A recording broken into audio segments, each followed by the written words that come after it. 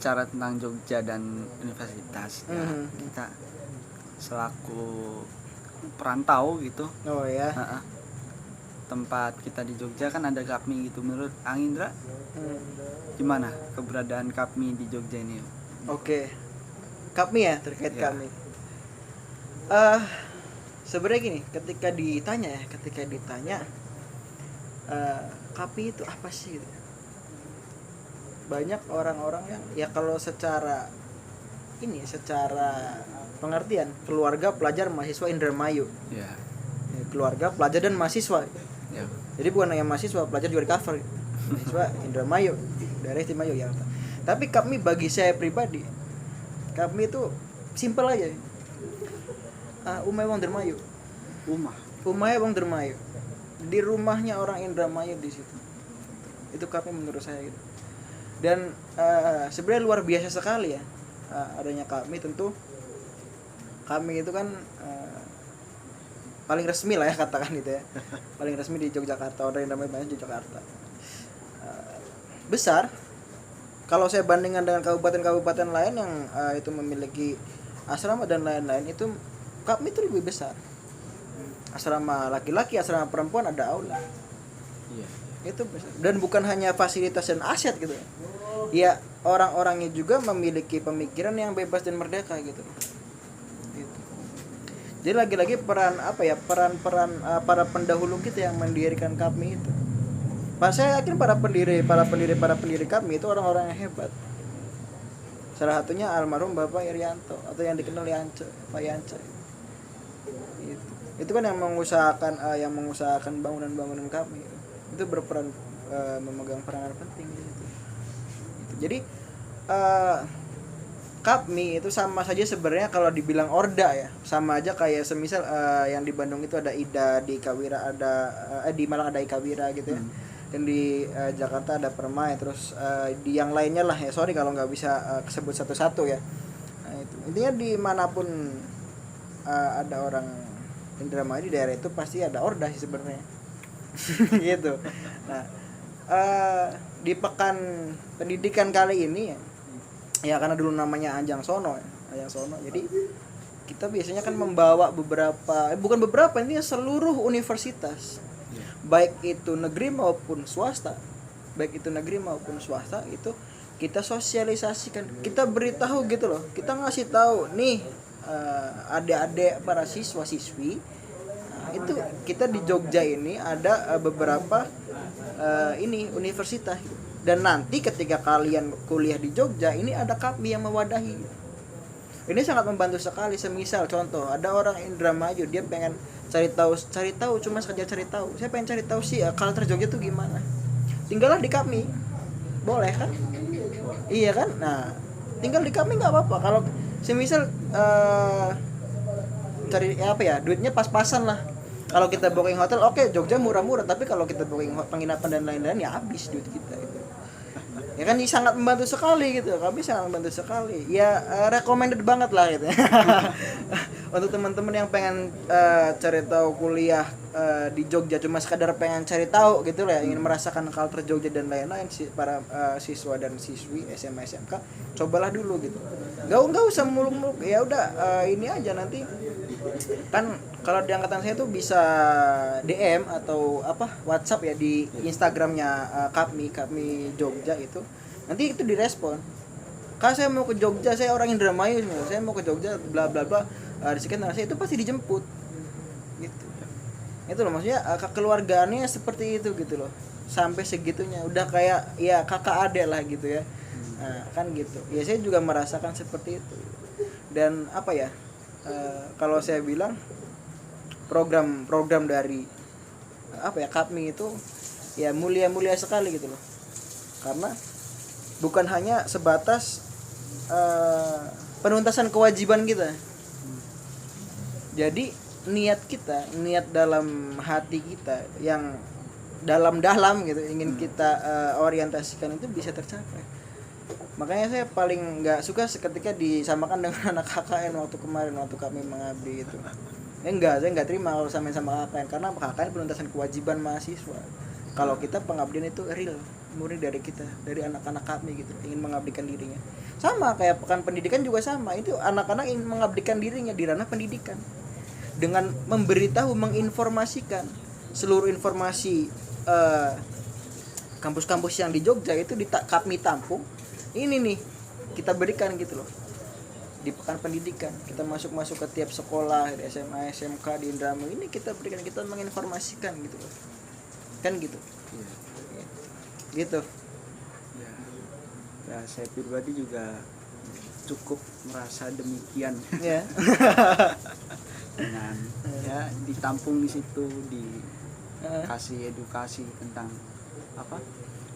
Rasa keindramayuan gitu. Ya. Ya walaupun kalau ya agak dimaklumi ya, awal pertama ke di situ ya memang karakter Indramayu berasa banget ya. Berasa Jadi iya, saya dulu waktu kangen Indramayu ini pengen pulang, udah pulangnya ke kami gitu. Ya walaupun di situ ya mungkin agak dimaklumi kalau secara peribahasa memang ya kebun binatangnya keluar semua gitu ya. Tapi itulah karakter Indramayu seperti itu gitu ya. Ya agak dikurangi dikit-dikit lah ya. Ini akan jadi pertanyaan terakhir, pungkasan. Gimana? Seorang Angindra tuh punya kesan dan pesan apa untuk kami ini? Waduh, ini berat kayaknya 8 SKS nggak kelar ya. Kesan dan pesan ya, kesan dulu mungkin ya. Kesan dulu tadi ya yang sudah saya katakan tadi bahwa KAPMI ini merupakan rumah orang Indramayu, house of Indramayu people. Rumah Umay Wong Dermayu. Jadi siapapun di situ selagi orang Indramayu ya monggo gitu. Walaupun entah mau kerja, mau apa, mau kuliah dan apapun itu, atau hanya bisa numpang jalan-jalan, nggak apa-apa, masuk. Cuma memang YouTube cuma masuk asrama aja gitu loh. Nggak masuk di kepengurusan, kan beda lagi. Kalau masuk di kepengurusan ada beberapa syarat yang kesan ya. Sebenarnya ini cukup cukup berkesan bagi kehidupan saya selama perkuliahan, selama menjadi mahasiswa lah ya. Mungkin akan selalu saya kenang. Mau ceritanya anak putu. Gue cerita dengan anak putu. Kok misal kita 2 anak atau 2 putu, kinang bapak nira ya beli. Neng kami mungkin kan gitu. Jadi gini,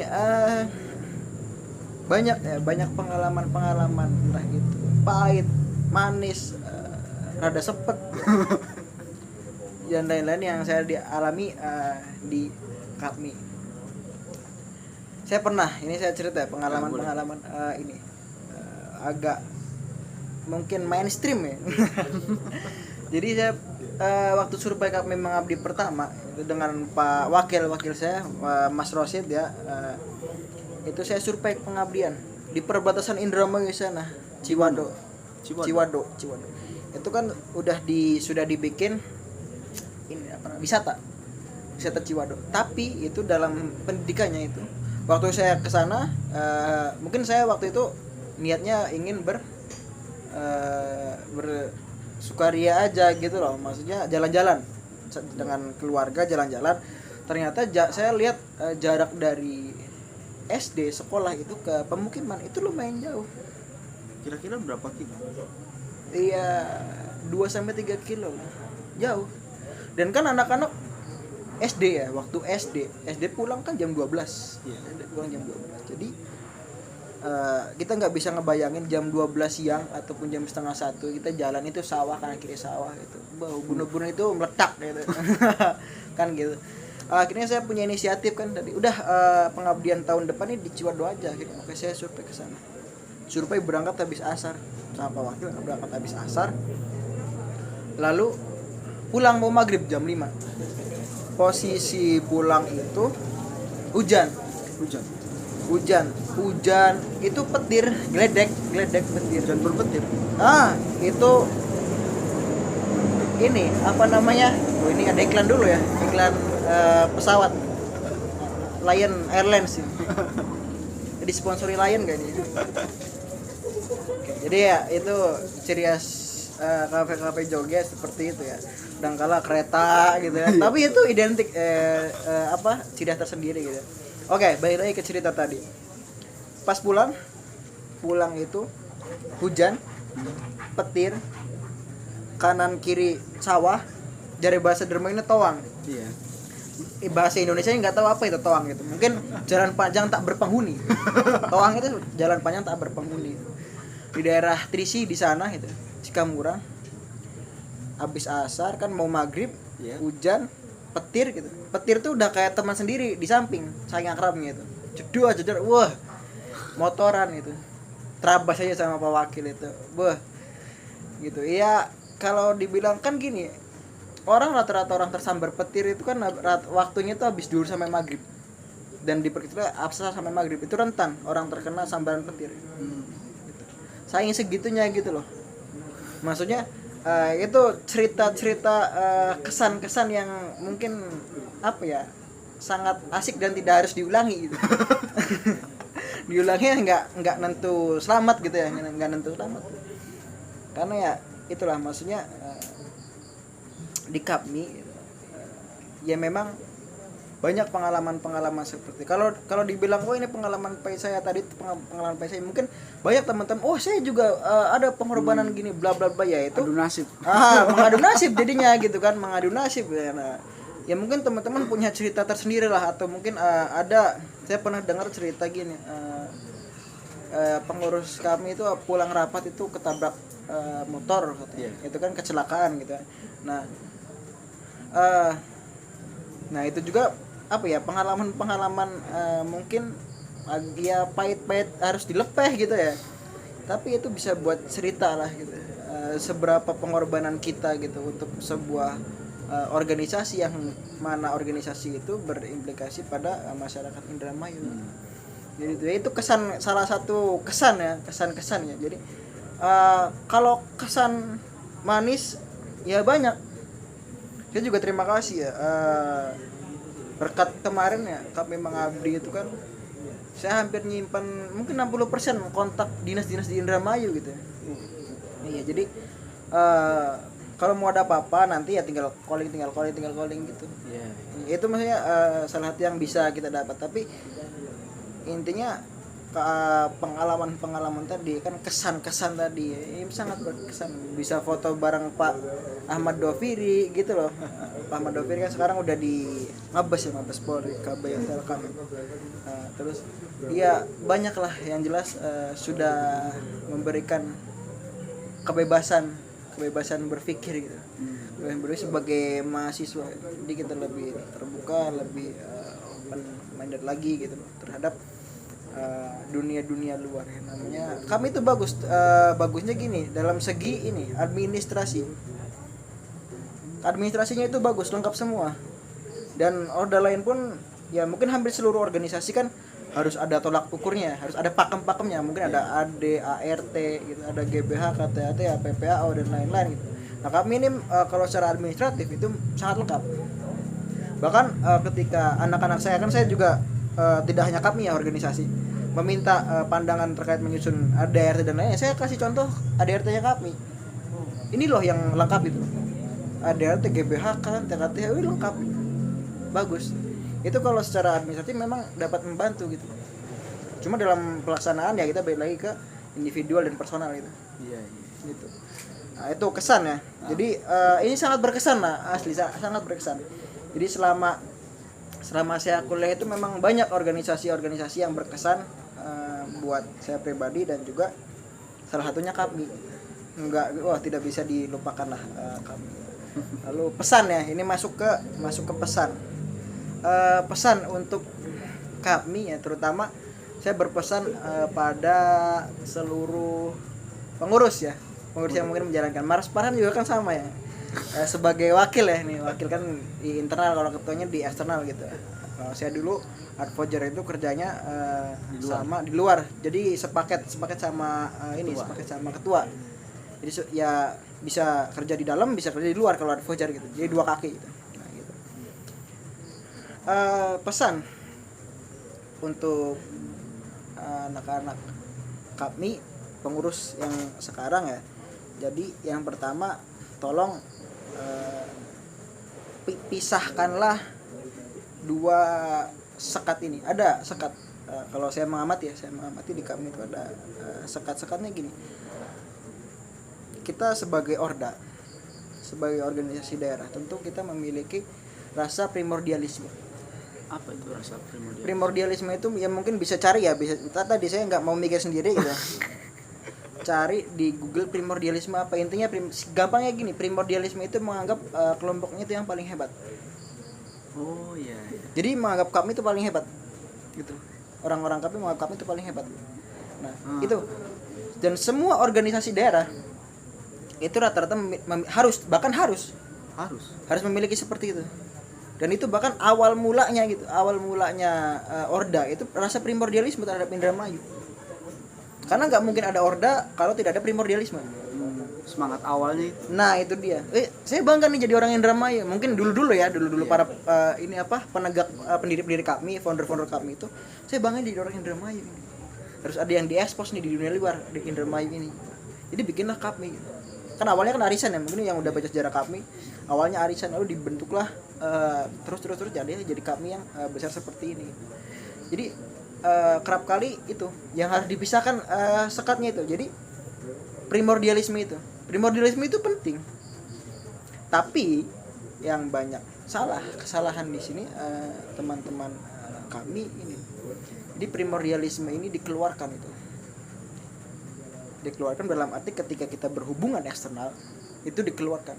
Ketika kita main dengan orda ini kita ya mengekspos kami gitu. Oh, kami itu ini, jadi menghebat-hebatkan kami gitu. Oh, mengglorifikasi. Jadi sebenarnya itu kurang baik juga. Iya. Jadi kan anggapannya apa sih, orda gue juga lebih hebat gitu loh kan gitu ya. Nah, gitu.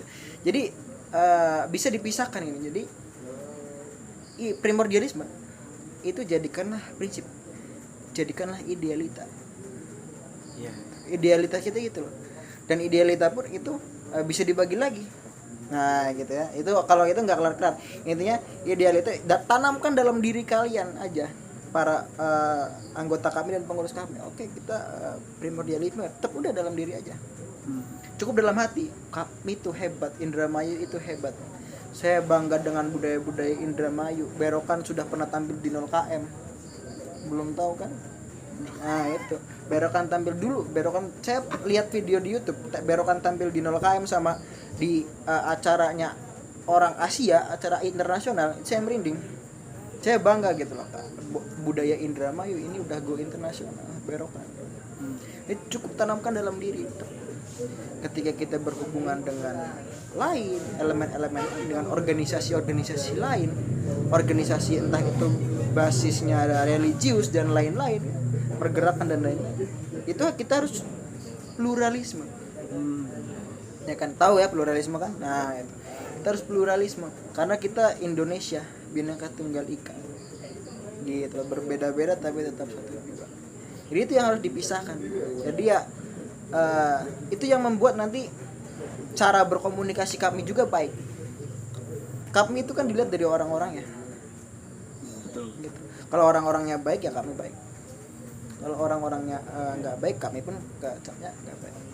Kalau bisa dikatakan tadi ya, kami itu kan rumah. Nah tapi rumahnya ini kosong.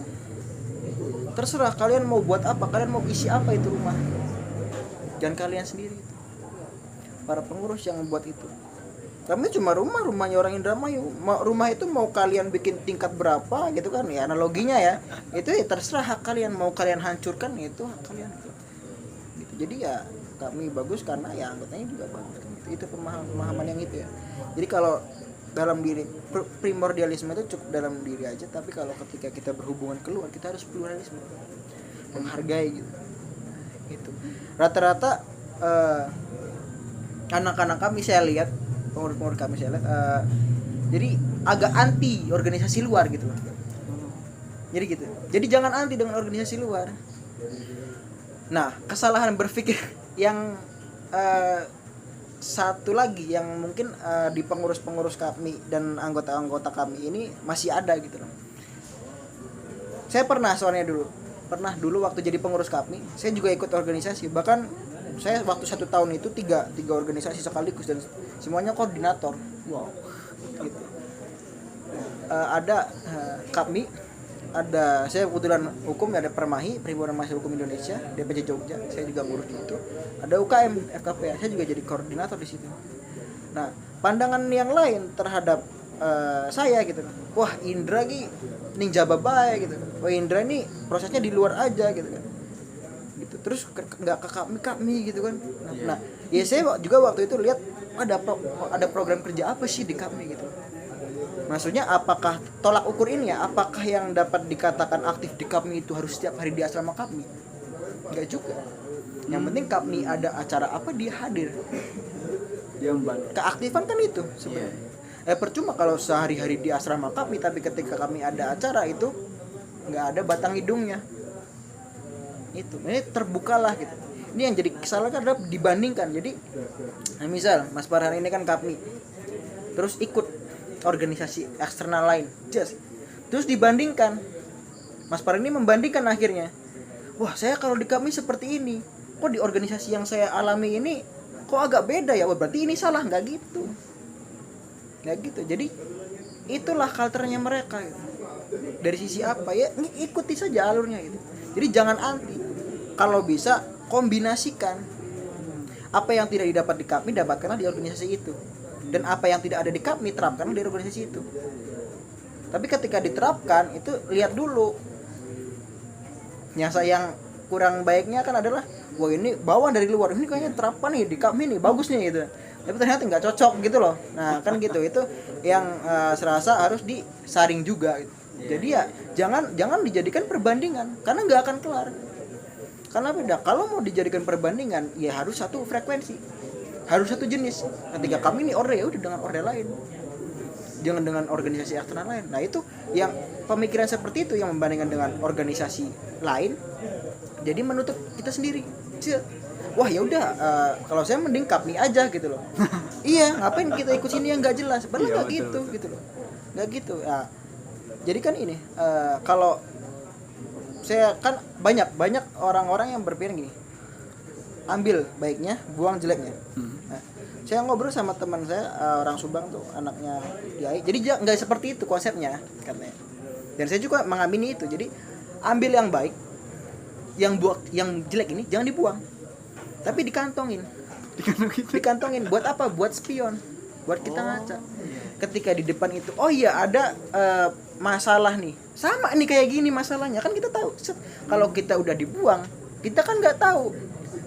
Nah alhasil terulanglah kesalahan lagi gitu. Jadi yang bagus diambil, yang jelek ya dikantongin aja udah.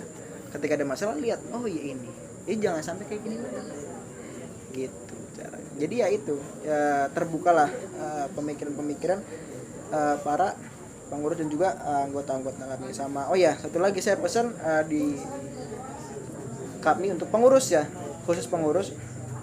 Jadi KAPMI ini kan konteksnya pengabdian ya, kalau bisa maksimalkanlah potensi kalian para pengurus itu di dalam KAPMI. Jadi berikanlah apa yang kalian punya semaksimal mungkin untuk KAPMI. Kalau mikir feedback apa? Feedback tuh gini, gampang. Walaupun kita nggak bisa dapat secara langsung, apa yang kamu berikan di KAPMI, itulah yang akan kamu dapat nanti. Kalau kamu sampai berjuang nyawa untuk KAPMI gitu loh, nanti kamu juga akan dapat balasan yang setimpal. Gitu. Kalau kamu nih udah nih gue relain gitu. Katakan lagi nih, kalau sama ya analoginya semisal sama cewek lah gitu ya. Nih gue nih kasih semua ke lu, jiwa raga gue kasih semua ke lu. Ya cewek itu juga sama. Ya aku juga sama gitu kan gitu ya, hubungan timbal baliknya kan gitu. Jadi walaupun memang sistemnya tidak bisa secara langsung gitu, dinikmati kan nggak bisa kayak kita beli es gitu loh. Kita beli es 5.000, kita dapat minum kelar gitu, hausnya kelar. Tapi enggak, kita lakuin semaksimal kita udah bahkan semisal berkorban nyawa dan lain-lain sampai hampir mati dan lain-lain, itu juga yang kita akan dapat nanti entah itu relasi, pengetahuan atau apapun itu intinya sebanding F aksi sambaran F reaksi lah gitu. Gitu ya. Gitu untuk para pengurus kami, jadi ya jangan bahasa Indomie itu ngersula. Iya. Jangan ngersula, jangan ngedumel, jalani aja gitu. Percaya bahwa semua itu akan indah pada waktunya. Waduh, kayak judul. Kalau belum indah ya belum waktunya. Gitu, Mas Farhan. Ya ini pesan untuk para pengurus, dengarkanlah. Jadi semoga itu bisa membuat pikiran-pikiran agak terbuka walaupun sedikit juga nggak apa-apa, yang terbuka dulu. Ya. Gitu, Mas Farhan. Catatan penting untuk saya pribadi selaku wakil presidensial di internal. Ya, cukup menarik pembahasan kita sore hari ini. Terima kasih Ang Indra sudah hadir dan terima kasih juga berbagi kesan-pesan, pengalaman, pengetahuan Ya. dan pola pikir yang bisa diterapkan oleh kita semua. Bagi teman-teman yang ingin info lebih atau apa, bisa follow IG Kapmi, Damar dan lain-lain, nanti kita cantumkan di deskripsi. Silakan tuh untuk mahasiswa atau calon mahasiswa Indramayu yang ingin berkuliah di Jogja atau apa, bisa langsung DM di IG Kapmi atau langsung ada kontak person ketua di situ, langsung saja. Telepon aja langsung. Telepon aja. Ketuanya, iya, bisa. Oke. Mungkin sekian Ang Indra, terima kasih. Oh iya, saya juga minta maaf ya barangkali selama tadi saya banyak kesalahan kata atau yang kurang berkenan gitu ya. Sekarang saya juga manusia tempatnya salah gitu ya. Hal yang benar kan cuma milik Allah gitu ya. Iya. Ya, baik. Mungkin itu cukup sekian para pendengar semua dan para penonton. Kita akan bertemu lagi di episode podcast Damar selanjutnya. Sekian, wassalamualaikum warahmatullahi wabarakatuh. Selamat sore, salam sehat.